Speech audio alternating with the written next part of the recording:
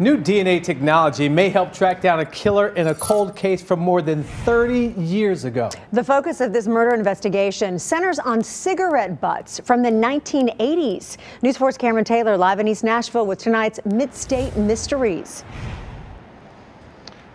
Yeah, Marius and Tracy. So here's what happened. A woman by the name of Carolyn Phillips finished up her grocery shopping at this East Nashville Kroger and was escorted to her car by a worker. Soon after, she ran into trouble.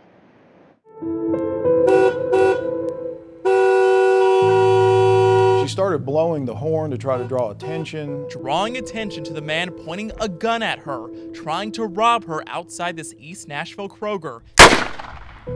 It didn't work. Carolyn Phillips was gunned down at 7:30 on June 8, 1987. Detective Matthew Filter is with the cold case unit at the Metro Nashville Police Department. He now serves as one of the only people pushing for answers in her case. You had mentioned that Carolyn Phillips didn't have a family. She didn't have any friends advocating for her. So you all have kind of been that advocate for her. There was just nobody to really speak out for Carolyn Phillips. And it just was kind of left up to the police department. That's why you won't see a picture of Phillips. When they processed the crime scene, they found several cigarette butts over in this area, and of course, would be a likely belief that he threw down one of those cigarette butts.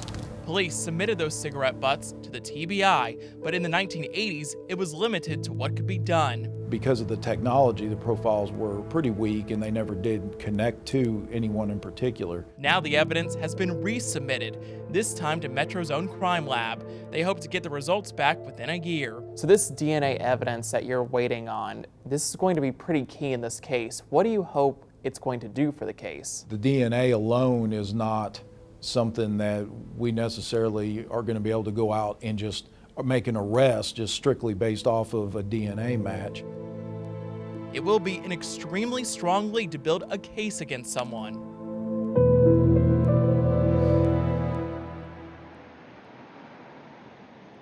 And back out here live, so just how much has DNA technology changed since the 80s? Well, a lot. Police say it went from developing a profile to compare to other profiles to now narrowing in on specific characteristics like race, skin tone, even eye and hair color. Marius?